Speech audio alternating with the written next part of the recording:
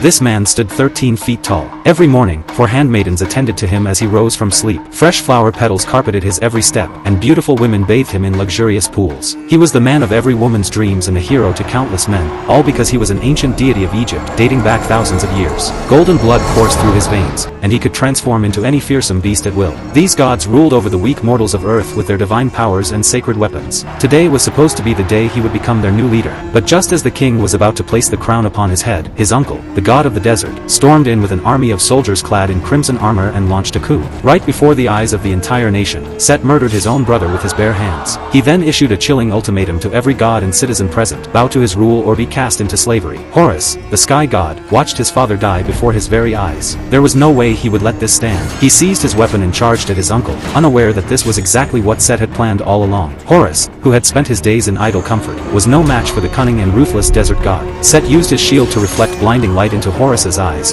throwing off his aim. Despite his extraordinary power, Horus couldn't overcome his battle-hardened uncle. Facing certain defeat, Horus transformed into his true divine form to fight back. Set followed suit, assuming his own godly shape. Their epic battle sent the crowd into a panic. They clashed from the heavens down to the earth, toppling massive buildings in their wake. At a critical moment, soldiers once again blinded Horus's vision. Set seized the opportunity and unleashed a relentless assault, eventually forcing Horus back into his human form. But Set wasn't finished. To crush any hope of revenge, he gouged out his nephew's eyes with his own hands. Those radiant orbs were the source of Horus's power. Without them, he would be reduced to nothing more than an ordinary man. Just as Set prepared to execute Horus on the spot, the goddess of love, Horus's fiancée, fell to her knees and begged for mercy. She offered her eternal freedom in exchange for sparing his life. And so Horus was banished to a remote desert, condemned to guard the old king's tomb. Meanwhile, Set claimed the throne he had so desperately coveted. But his vision for the kingdom was nothing like his predecessors. On his very first day as king, Set launched massive construction projects funded by crushing taxes. He ordered the slaughter of anyone loyal to the former regime and enslaved most of the population, forcing them to work day and night building a tower to glorify his achievements. Worse still, when mortals died, they were required to surrender all their worldly possessions to him. Those who had nothing couldn't even earn the chance to be reborn. Under this brutal tyranny lived a thief named Beck, who refused to accept his fate. His girlfriend told him that today was the king's victory parade, which meant Set would be hauling all his plundered treasures into the royal vault. An audacious plan began to form in Beck's mind, one that seemed almost impossible. That night, as the king's golden transport rolled through the streets, Beck slipped into one of the cargo containers in the back. He was dumped into the treasury along with hundreds of tons of gold, but he wasn't there for riches. His target was the eye of Horus, gleaming at the center of the vault. Beck was a seasoned thief, but he quickly realized this heist was far more dangerous than he'd imagined. When he casually kicked a gold bar forward, he discovered the floor was crawling with thousands of deadly scorpions. Still,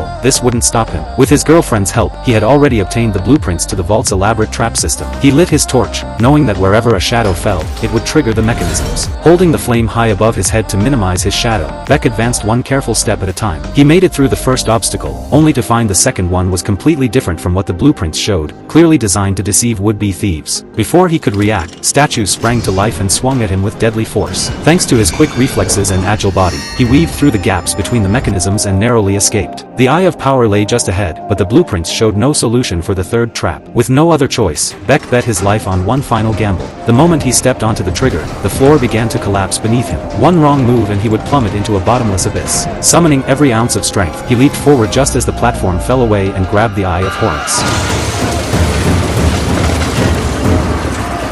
Facing the swarm of scorpions on his way out, Beck held the divine eye before him like a shield. The holy light radiating from it drove back the vile creatures. But Set had been more cunning than Beck anticipated. He had hidden the 2 eyes of Horus in separate locations. When Beck returned to meet his girlfriend outside the palace, he found that his plan had been discovered. In desperation, he raised the eye of power, and its brilliant light sent the surrounding soldiers stumbling to the ground. Beck grabbed his girlfriend and they fled by chariot. He thought their mission to save the fallen god was finally on track. Then, in an instant, an official's arrow pierced his girlfriend's heart. Beck held the love of his life as she died in his arms. Consumed by grief, he placed all his hope in Horus. Using the eye of power as a bargaining chip, he begged the god to bring his girlfriend back to life. But what Beck didn't know was that only a king had the authority to retrieve a soul from the underworld. And with only one eye, Horus possessed just half his former power. The only way to resurrect her was to help Horus kill Set and reclaim the throne. In his current state, Horus was no match for Set. The only thing he could do was use his divine status to summon Anubis, the guide of the dead, and ask him to lead his girlfriend's soul toward reincarnation.